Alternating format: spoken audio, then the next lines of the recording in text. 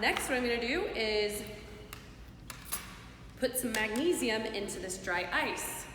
Now, you know what dry ice is. It is solid compound. What is the chemical formula for that compound? Write it down on your whiteboards.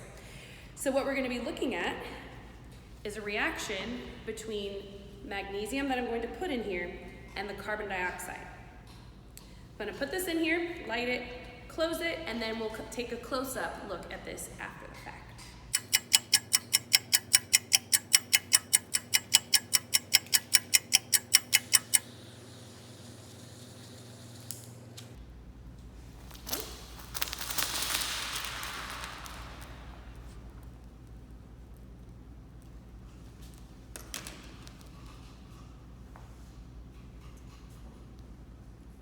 Nice glow. All